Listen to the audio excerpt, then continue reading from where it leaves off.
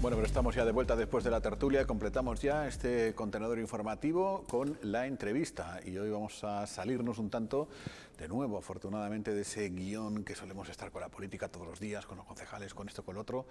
Salimos al recreo, por tanto, para hablar con un colega de profesión, Michel Jorge Millares, que ha participado en Perspectiva Manrique, esa cita de la Fundación César Manrique, enmarcada en el centenario del fundador de Manrique, y que durante 3 días, ayer, hoy y mañana, pues distintos ponentes de los más variados campos, pues hablan, expresan pues, sus pensamientos, sus opiniones, sus vivencias alrededor del universo Manrique. Bueno, y una de esas personas es Michel Jorge Millares, que nos acompaña. ¿Qué tal, Michel? Muy buenas tardes. Hola, buenas tardes. Y muy bienvenido. Encantado de estar aquí. Y cuéntanos, ¿cuál es? Ya ha pasado, o sea, no es hacer un spoiler, ya nos puedes contar. ¿Qué contaste, qué compartiste con la gente sobre Manrique, al que, en fin, conociste desde muchísimos puntos de vista, profesionales, familiares, de todos los ámbitos? Pues mira, yo hago una invitación a los espectadores para que acudan a esta jornada de hoy y la de mañana, porque aunque yo no pueda estar y no me puedan escuchar a mí, pero el formato está muy bien diseñado y te puedes encontrar con perspectivas multidisciplinares sobre una persona que no se puede ver ni abarcar desde una mirada fija o plana, ¿no? Entonces, ayer intervinimos 10 personas, cada uno tenía unos 15 minutos, la mayoría nos adaptamos a ese tiempo y pudimos dar nuestro mensaje sintetizado. En mi caso, pues a lo que me referí precisamente era al aspecto turístico de la relación de César con el arte, con la sociedad y con Canarias. Y también intenté romper pues un dogma o un tabú que existe de que César Manrique es el pionero entre los artistas que plantean un modelo, una transformación del modelo económico, y sencillamente porque si de algo podemos estar orgullosos los canarios es de que hemos tenido a 2 artistas que han hecho esa revolución en nuestro territorio, en nuestro paisaje, en nuestra conciencia, y son Néstor Martín Fernández de la Torre y, como 50 años después, nuestro querido César Manrique. Y además, yo creo que si no hubiera existido la experiencia de Néstor con la creación del pueblo canario, del Parador de Tejeda, sus discursos sobre el tipismo, el regionalismo, el rescate de lo autóctono, de la identidad, de las tradiciones, probablemente Pepín Ramírez y la sociedad de Lanzarote a lo mejor no hubieran tenido un referente para decir: César, ven, vamos a hacer un proyecto de isla que pueda atraer turismo, ¿no? No solo eso, sino que incluso está en las fotografías, en las hemerotecas, la celebración de la primera fiesta de rescate del tipismo, que en Gran Canaria se le llamó Manifestación Pro Turismo. Se celebró en diciembre de 1935. En marzo de 1936 se celebró en el Casino de Arrecife de Lanzarote la fiesta de rescate del tipismo. Sí, entonces ves la relación inmediata entre la sociedad, la burguesía local, estamos hablando de los años 30, antes de la guerra civil, que eso provocó un parón y un desastre en todos los aspectos, pero que estamos hablando de que, a pesar de vivir aislados, tenían una relación, unos vínculos e incluso unas aspiraciones que hicieron posible pues ese milagro que luego fallece Néstor en el año 38, pero aparece una figura que continúa esa senda con otros criterios, con otros estilos, con otras circunstancias históricas, porque cuando Néstor realiza esas acciones, a Gran Canaria llegaba un hidroavión cada semana con 20 pasajeros, pero cuando César Manrique pone en marcha todo su proyecto, pues estamos hablando de la irrupción de los vuelos charter, los aviones con motor a reacción, etc. Y supongo que todo esto, Michel... en 15 minutos. Sí, Michel. Sí. Bueno, no lo hemos dicho, Michel es periodista de larga trayectoria y especializado en turismo. Por ello, pues su aportación en la jornada de ayer y otras muchas que podrían hacer, ¿no? Pero se me ocurre decir que este episodio que estás contando, que la aparición de Néstor, que que luego siguió Manrique, es fundamental para que este archipiélago, el turismo, a pesar de todos los pesares, no se desnaturalizara del todo, no se descanarizara, no encontráramos ningún referente. En fin, hay zonas que solamente se habla alemán, en el sur de Fuerteventura, en Lanzarote en muchos sitios también, pero que podría haber sido bastante peor, me refiero, ¿no? Sí, hablamos de que el turismo es un producto que vende expectativas. O sea, tú estás pagando por algo que se supone que vas a disfrutar. En Canarias, en Gran Canaria, durante mucho tiempo, y en Lanzarote, en todo el siglo XX, y todavía seguimos viviendo de ello, el turista esas expectativas las colma. No es un sitio intranscendente, es un sitio trascendente para la persona que viene y que puede disfrutar del Montaña del Fuego, del Mirador de Famara, de los Ameos, el Museo del Campesino, etc. ¿Y por qué? Pues porque ha habido un artista con un lema que César lo decía, llevar el arte a la vida. O sea, César no es el artista pintor o el artista paisajista, es el artista que lleva el arte a todos los aspectos, a todos los espectros de la vida. Y entonces convierte los espacios, el territorio, lo concreto, el objeto, la planta o el lugar concreto en recreaciones artísticas. Que eso, en su momento, Néstor decía, hacer de la vida una obra de arte. O sea, que semánticamente los dos artistas coinciden, no solo en ese discurso, sino en otros muchos más, como queda reflejado en el libro Habla Néstor y como queda reflejado en el libro de Fernando Ruiz, creo que fue, que recoge un recopilatorio de frases de César Manrique. Si unimos ambos libros y le metemos Google, de Fernando Gómez que sería, las ¿no? coincidencias son absolutas. O sea, estamos hablando de dos personas separadas en el tiempo, porque César nace en 1919, pero Néstor muere en el año 38, con 50 años, no se conocen, no tienen relación ni vínculo alguno. César tendría en ese momento pues 18 años. Sí, o algo 18, así. 19. Sí. Entonces, estamos hablando de dos personas que sienten lo mismo por su territorio y tienen una visión artística que aplicar sobre el territorio. Pero, claro, no se conocen físicamente, pero conocería, me imagino que César se embebería, pues precisamente a través de tu familia, los Millares. César visitaba Gran Canaria, leía revistas culturales. Otro de los minutos de mi ponencia ayer era, a ver, cuando César está en el instituto, conoce a mi abuelo, a Juan Millares Carló, y conoce a sus hijos, Agustín, José María, Manolo, a Jane era muy pequeña, pero se enamora de ella platónicamente, él lo reconocía por la belleza que tenía, ¿no?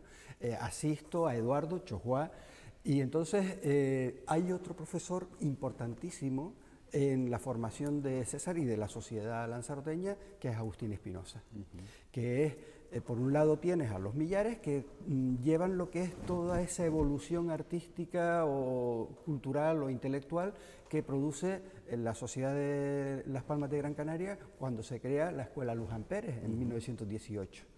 Pero la Escuela Luján Pérez se funda por Domingo Doreste Frailesco, íntimo amigo de Néstor. Y Néstor colabora directamente con esa generación que crea el movimiento indigenista con Felo Monzón, Santiago Santana, Jorge Oramas, Antonio Padrón, etcétera, etcétera. ¿Qué es lo que hacen? Recuperar el paisaje, la flora, la fauna, las tradiciones, el sentido popular de la sociedad canaria, una cosa que estaba desapareciendo y que también Néstor la utiliza para lo que es el movimiento del tipismo. Tipismo o regionalismo o el estilo neocanario que pone en marcha su hermano el arquitecto Miguel Martín Fernández de la Torre y en Tenerife Marrero Regalado, el arquitecto que hace los paradores nacionales, creo que el de Arrecife también es obra de él, ¿no?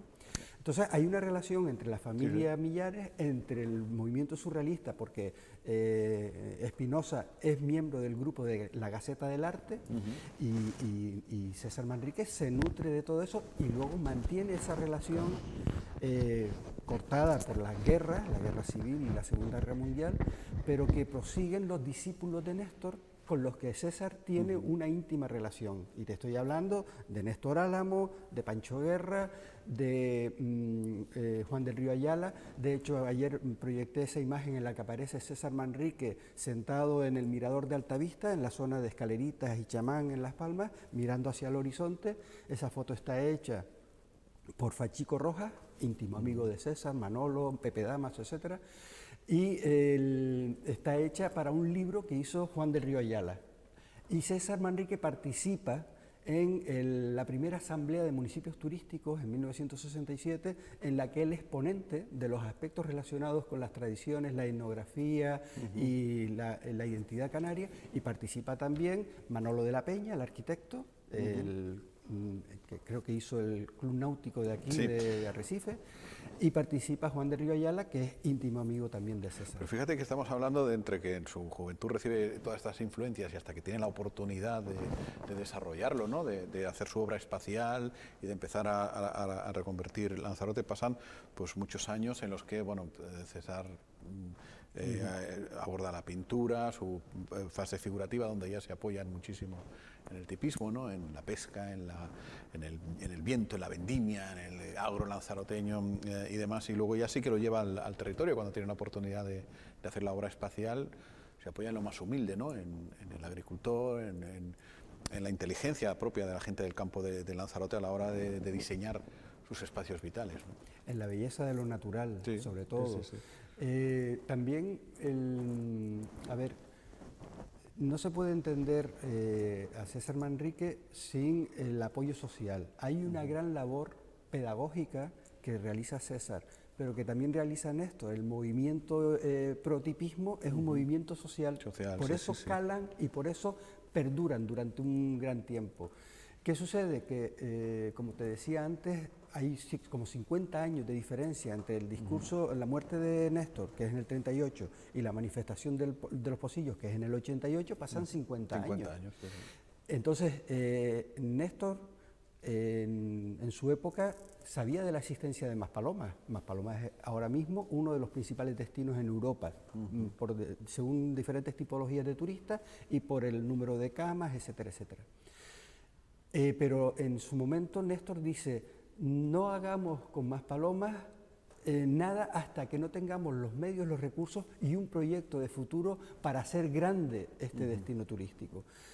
La diferencia está en que César, de lo que habla en el año 88 es, intentemos recuperar, ordenar, planificar. O sea, Néstor hablaba de planificar hacia el futuro y César hablaba de planificar para reconstruir el presente, sí, porque ya veía cómo se iba de las manos ese boom social que lo que la utopía se convirtió al final en distopía, ¿no? Estoy diseñando la utopía y al final el monstruo igual se nos come, ¿no? Hombre, en el año 36, aparte de la guerra, el gobierno francés aprueba la primera ley, el gobierno de Léon Blum, la primera ley que otorga vacaciones pagadas a los trabajadores. O sea, que estamos hablando de una etapa de turismo, llamémosle de salud, que venían gente de la burguesía con dinero y que podía costeárselo a estos territorios huyendo de la contaminación, la polución de las zonas industriales de Inglaterra o Alemania para estancias largas, e incluso crearon el cementerio del barrio de San José en Las Palmas de Gran Canaria, un cementerio protestante, porque si moría un turista de esos, pues no tenían dónde enterrarlo porque el Camposanto estaba negado a los protestantes, ¿no? Pero 50 años después, el fenómeno del turismo se convierte en un fenómeno de masa. ¿Qué sucede? Que tras la Segunda Guerra Mundial, el trauma social generalizado en toda la población de Europa, en todos los países que sufrieron la guerra, pues les anima a buscar esos espacios de tranquilidad, de naturaleza, de huir del dolor. Ayer se habló mucho también del dolor, de la soledad, e incluso de algunos problemas que tuvo César en esos aspectos, ¿no? Y entonces, ¿eso qué supone? Pues que pasamos de en los años 60, finales de los 50, principios de los 60, 50.000 turistas que venían a la isla, pasamos a 500.000, a 1 millón, y ahora te estoy hablando de Gran Canaria, pero es que ahora son 4 millones en Gran Canaria, 2 millones en Lanzarote, 14 millones en las Islas Canarias, ¿no? Y eso es un impacto sobre el territorio que, lado positivo, eran terrenos donde se asienta el turismo, que eran terrenos que no eran económicamente rentables. Claro. Cuando empieza la actividad turística, allí no había ninguna actividad económica. Eran terrenos pues fuera del mercado, ¿no? Pero ahora han sido utilizados, pero también esa población flotante o cambiante afecta al resto del territorio. Lo empezamos a ver en los años 80 y 90 con el colapso de los centros de arte y turismo del Cabildo. Sí, sí. Las colas para entrar en Timanfaya, las colas para entrar en Los Ameos, etcétera, etcétera. Todavía no lo hemos resuelto, ¿eh? Pero César Pero vivía... estamos en ello. César vivía y cada año, o cada 2 años o 3 años, había un nuevo equipamiento. Sí, sí, y eso permitía redistribuir esa masa. Exactamente, sí, sí. Pero muere César y hay un estancamiento en la evolución del turismo en la isla. Y hay un estancamiento en el colapso de esos centros. Se nos apagó la luz con la muerte de César a la inmensa mayoría, excepto a unos pocos que se les encendieron los focos. Ya, y también ahora es muy difícil que se permita hacer cualquier cosa parecida a lo que hizo César o lo que hizo Néstor. Tendría muchísimas porque las leyes lo impiden todo. Sí, es así.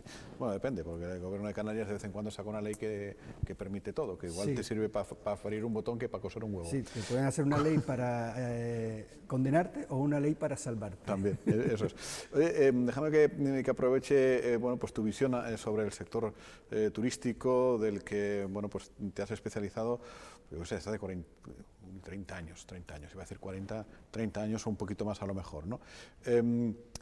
¿Hacia dónde vamos? Es decir, ¿en qué punto estamos? Nos están asustando mucho.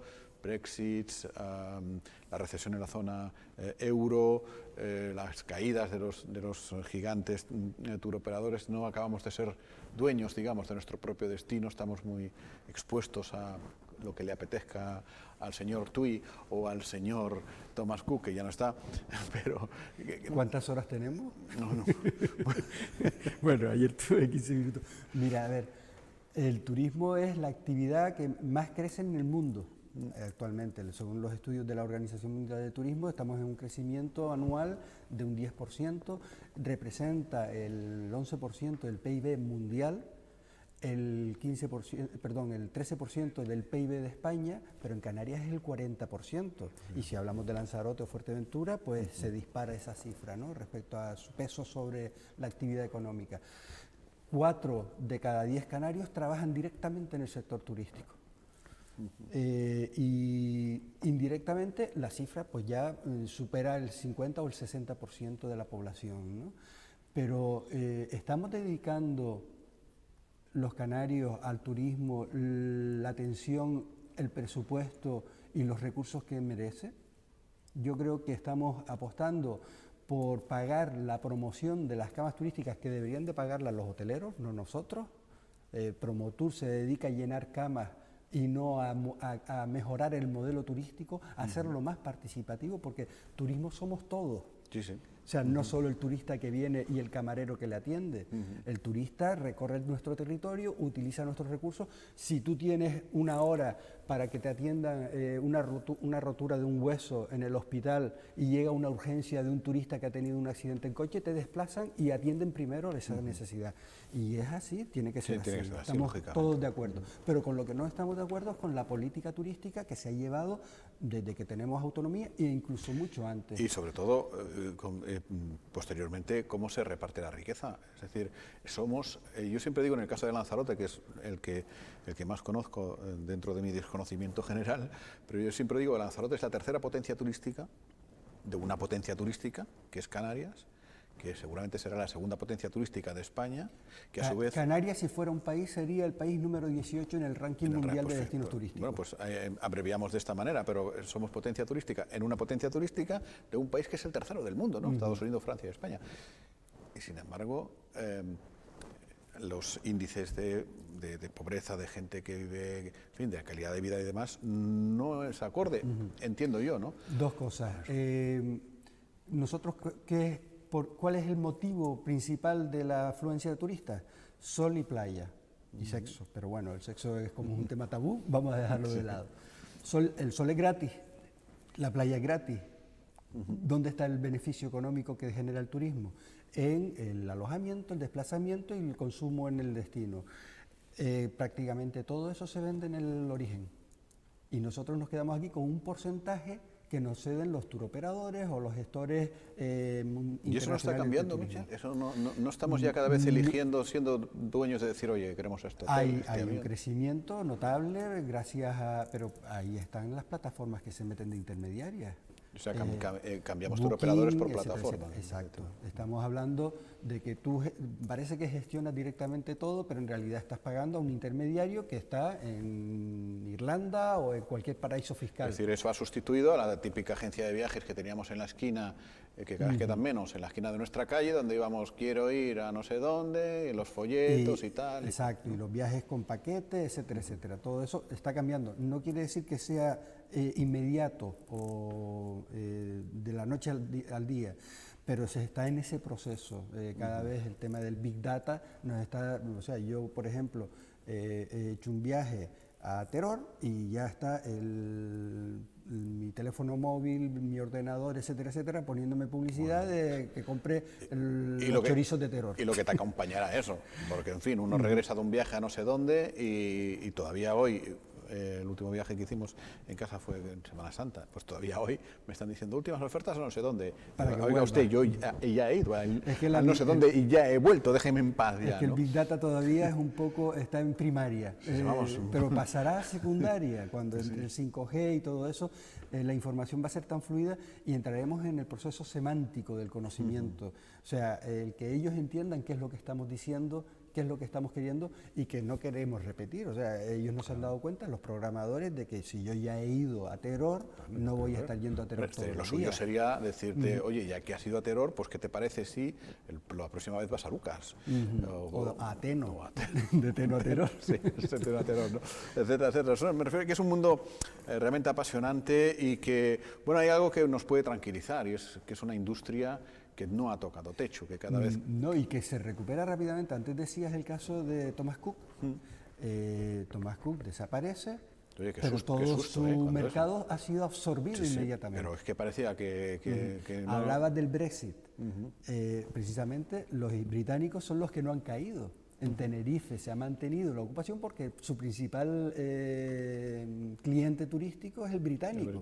En cambio ha caído el alemán y el escandinavo, que son muy fieles, pero no han crecido. Entonces se ha notado en las islas, sobre todo en la provincia oriental, en Gran Canaria, Lanzarote y Fuerteventura, se ha notado esa diferencia, ¿no? En este y yo vengo escuchando, ven ahora es Fitur la semana que viene, pero bueno, da igual, en cualquier feria siempre escuchamos a los responsables turísticos de los distintos ayuntamientos decir, desde hace años ya, que lo que hay que ir es en búsqueda del turista de calidad, buscar ya menos cantidad y más calidad. Hace muchísimos años que vamos a buscar a ese turista de calidad, Michel, que se debe esconder muy muy bien porque seguimos buscándolo, no hay manera de encontrarlo.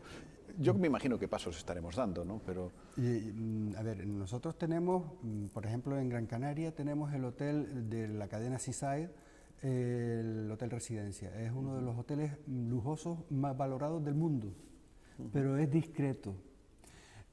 Antes te hablaba de la trascendencia o intrascendencia de los destinos. Te decía que nosotros tenemos sol y playa, pero en Lanzarote tienes los centros de arte y turismo del Cabildo. Claro. Eso genera que la renta que genera el turismo se quede en el destino. Eso no existe en otras islas. Lo único que existen son restaurantes, parques temáticos. Kisling está terminando de construir el parque acuático, está empezando a construirlo en Gran Canaria y ha construido un acuario.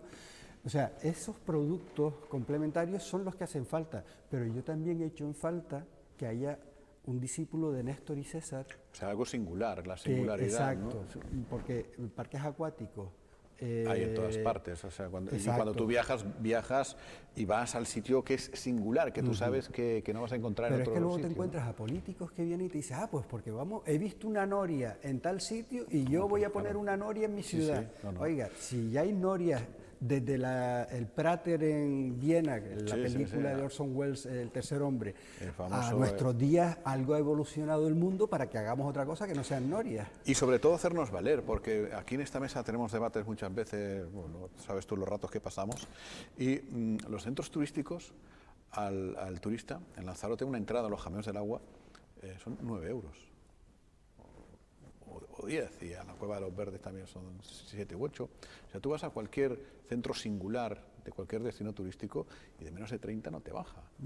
30, 35, 40, no sé qué, sí, te da un chupito de no sé cuántos, que aquí también lo podemos dar a la salida, o un saquito de gofio, lo que tú quieras, pero me refiero que no sé si nos estamos, si buscamos un turista de calidad Y además, el cuidado que hay en todos esos centros. Por Yo he supuesto, estado, entiendo. mi último viaje ha sido a Nápoles, y allí precisamente el alojamiento que tenía era la ventana, abría la ventana y veía la entrada al Cristo velado, que es una escultura espectacular porque es un velo que cubre el cuerpo de Jesucristo y que parece que es real, ¿no? La cola era kilométrica, la entrada costaba 8 euros para ver solo una escultura. una escultura. Pero el edificio estaba asqueroso, la calle estaba asquerosa. Pero es el relato, ahora que está tan de moda, ¿no? Es decir, es el relato, se construye el relato alrededor de un plato, alrededor de un paisaje, alrededor de un lugar, Sí, y es pero- la experiencia. Pero nosotros a veces somos demasiado críticos y exigentes con lo que tenemos, cuando en realidad lo que tenemos está bien cuidado y lo que necesitamos es que haya más. No que estemos todo el día dándole vueltas a qué mal estamos, sino, oiga, si tenemos más turistas, ¿por qué no creamos más cosas? Claro. ¿Por qué no hacemos que el turista deje el dinero en el destino y no se quede en un todo incluido que es sol, hamaca y cerveza O y ya igual, está? o igual preferimos solo 100.000 visitantes a Timanfaya a 40 euros que 1.000.000 a 4 euros. En fin. Exacto. Es que Timanfaya lo vale, esos 40 euros Sí, sí, o por eso esos te digo, 10 euros. y Jameos vale menos de 30, por ejemplo, ¿no? Pero bueno, que estaríamos aquí largo rato, porque además Michel, además de ser un grandísimo periodista y muy buen analista, pues como ven es un muy buen conversador, ¿verdad? Y podríamos estar bastante rato aquí hablando. Que me ha encantado mucho reencontrarnos y reencontrarte y, bueno, pues que nos des las opiniones acerca de todo esto y sobre todo de la figura de Manrique, que aquí estamos como militamos en el manriquismo. Y lo añoramos. Lo añoramos porque en realidad él fue coherente hasta el último momento, lástima de ese dramático accidente, y esperamos que lo que decía antes, recuperarlo en nosotros, pero también recuperar su esencia. O sea, no podemos seguir repitiendo los fracasos o los modelos que llevan al fracaso o llevan al turismo de baja calidad, turismo de 4 cuartos, y que nos convirtamos en un destino commodity. Un destino commodity es que solo podemos competir en precio, y en precio no podemos competir ni con Túnez, ni con Egipto, ni con todos esos destinos, ni con Turquía, que los precios ahí son tirados porque los derechos laborales, económicos, las garantías de los servicios y tal, no tienen el nivel que tenemos nosotros como destino europeo. Y otra enseñanza que nos dejó Manrique, de la que no se habla tanto, pues se habla mucho del Manrique artista, obviamente, del Manrique activista, que ha habido polémica también con el Manrique activista, pero se nos olvida también el Manrique que nos enseñó a valorar lo nuestro, o sea, la autoestima, lo que decías al principio de esta, o sea, lo típico, lo singular, lo pequeño, lo nuestro, que era lo más grande. El que milagro de la existía. vida, como decía él. Sí. Y que quería disfrutarla plenamente en todo momento y en todas las cosas que hacía. Así es, ahora que está tan de moda los coach y todo esto, pues Manrique es un coach de lo canario y de lo humilde y de la vida maravilloso, ¿no? Es así. Michel, muchas gracias. Muchas gracias, Jaime, Y buenas tardes. a tu disposición. Muchas gracias. Mañana tendremos, por cierto, a otro de los participantes en la perspectiva Manrique, ya desde otro ámbito. Nos apetece mucho conocer también su visión. El arquitecto Fernando Menis, uno de los arquitectos de referencia en Canarias, y que, bueno, Manrique, digamos que tardó en ser aceptado como amigo de los arquitectos. Él nunca se consideró, obviamente, un arquitecto, no lo fue ni se consideró ni nada por el estilo, pero es que los arquitectos hubo un momento en que, en fin, mañana podremos hablar con Menis para que nos cuente. Muchas gracias. Hasta mañana, buenas tardes.